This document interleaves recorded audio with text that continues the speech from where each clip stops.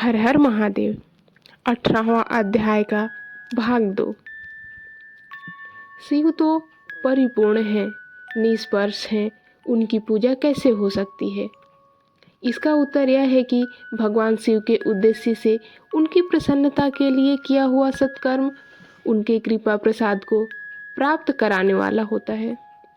शिवलिंग में, शिव की प्रतिमा में और शिव भक्तजनों में शिव की भावना करके उनकी प्रसन्नता के लिए पूजा करनी चाहिए। वह पूजन शरीर से, मन से, वाणी से और धन से भी किया जा सकता है। उस पूजा से प्रकृति से परे महेश्वर पूजक पर विशेष कृपा करते हैं, यह सत्य है।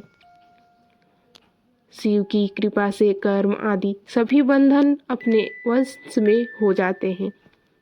कर्म से लेकर प्रकृति पर्यंत सब कुछ जब वश में हो जाता है, तब वह जीव मुक्त कहलाता है और स्वात्मा स्वरूप से विराजमान होता है।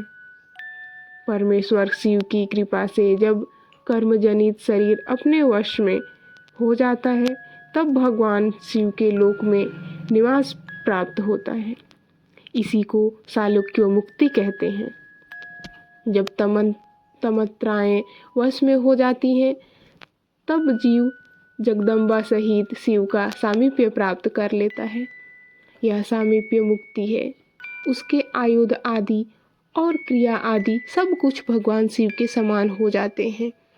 भगवान का महाप्रसाद प्राप्त होने पर बुद्धि भी वश में हो जाती है। बुद्धि प्रकृति का कार्य है। उसका वश में होना सृष्टि मुक्त कही गई है। पुनः भगवान का महान अनुग्रह प्राप्त होने पर प्रकृति वश में हो जाती है और हो जाएगी। उस समय भगवान शिव का मानसिक ऐश्वर्य बिना यत्न के ही प्राप्त हो जाएगा। सर्वज्ञता आदि को शिव के ऐश्वर्य हैं। सर्वज्ञता आदि जो शिव के ऐश्वर्य हैं, उन्हें पाकर मुक्त पुरुष अपनी आत्मा में ही विराजमान होता है। वेद और शास्त्रों में विश्वास रखने वाले विद्वान पुरुष इसी को सायुज्य मुक्ति कहते हैं। इस प्रकार लिंग आदि में शिव की पूजा करने से क्रमशः मुक्ति स्वतः प्राप्त हो जाती है। इसलिए शिव का कृपा प्रसाद प्राप्त करने के लिए तत्संबंधी क्रिया आदि के द्वारा उन्हीं का पूजन करना चाहिए। शिव क्रिया, शिव तप, शिव मंत्र जप, शिव ज्ञान और शिव ध्यान के लिए सदा उत्तरोत्तर अभ्यास बढ़ाना चाहिए।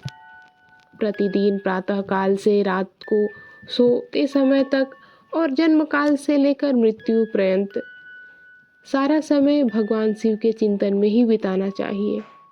सदोजात आदि मंत्रों और नाना प्रकार के पुष्पों से जो शिव की पूजा करता है, वह शिव को ही प्राप्त होगा। ऋषिगण बोले, हे सुव्रत, अब आप लिंग आदि में शिव पूजा की विधान को भी बताइए। तब सूत जी बोले, हे द्विजो, मैं लिंग के क्रम का यथावत वर्णन कर रहा हूँ, आप लोग सुनिए। यह प्रवण ही समस्त अभीष्ट वस्तुओं को देने वाला प्रथम लिंग है। उसे सूक्ष्म प्रणव रूप समझिए। सूक्ष्म लिंग निष्कल होता है और स्थूल लिंग सकल। पंचाक्षर मंत्र को ही स्थूल लिंग कहते हैं। उन दोनों प्रकार के लिंगों का पूजन तप कहलाता है। वे दोनों ही लिंग साक्षात मोक्ष देने वाले हैं। पौरुष लिंग और प्रकृति लिंग के रूप में बहुत से लिंग हैं। उन्हें भगवान शिव ही विस्तार पूर्वक बता सकते हैं, दूसरा कोई नहीं जानता। पृथ्वी के विकारभूत जो लिंग ज्ञात हैं, उनको मैं आप लोगों को बता रहा हूँ।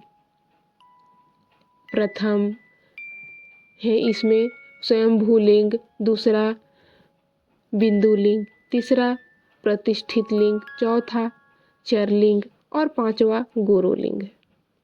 देवर्षियों की तपस्या से संतुष्ट होकर उनके समीप प्रकट होने के लिए पृथ्वी के अंतर्गत बीज रूप से व्याप्त हुए भगवान शिव वृक्षों के अंकुर की तरह भूमि को भेद कर नादलिंग रूप में व्याप्त हो जाते हैं। वे स्वतः व्यक्त हुए शिव ही स्वयं प्रकट होने के कारण स्वयंभू नाम धारण करते हैं। ज्ञानी जन उन्हें स्वयंभू लिंग के रूप में जानते हैं। उस स्वयंभू लिंग की पूजा से उपासक का ज्ञान स्वयं ही बढ़ने लगता है। सोना चांदी आदि के पत्र पर, भूमि पर या वेदी पर अपने हाथों से लिखित जो शुद्ध प्रणव मंत्र रूप लिंग है, उसमें यथा यंत्र लिंग का आलेखन करके उसमें भगवान शिव की प्रतिष्ठा और आह्वान करें। ऐसा बिंदुनामय लिंग यथावर और जंगम दोनों ही प्रकार का है। इसमें शिव का दर्शन भावनामय ही है, इसमें संदेह नहीं है। जिसको जहाँ भगवान शंकर के प्रकट होने का विश्वास हो, उसके लिए वही प्रकट होकर वे अभीष्ट फल प्रदान करते हैं। अपने हाथ से लिखे हुए यंत्र में या आकृति में, यथावर आदि में भगवान शिव का आह्वान करके 16 उपचारों से उनकी पूजा करें। ऐसा करने से साधक स्वयं ही ऐश्वर्य को प्राप्त कर लेता है और इस साधन के अभ्यास से उसको ज्ञान भी प्राप्त होता है। हर हर महादेव।